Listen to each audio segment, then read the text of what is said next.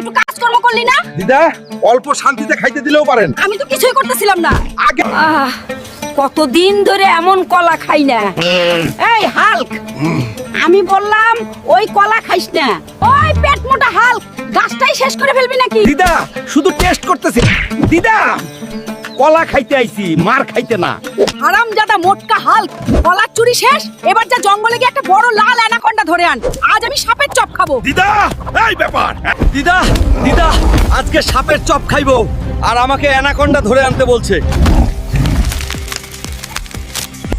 এইবার তোরে পাইয়া গেছি রে সাপ। আসল ঝামেলা তো এখন শুরু। এই নাকি ভয়ঙ্কর অ্যানাকোন্ডা?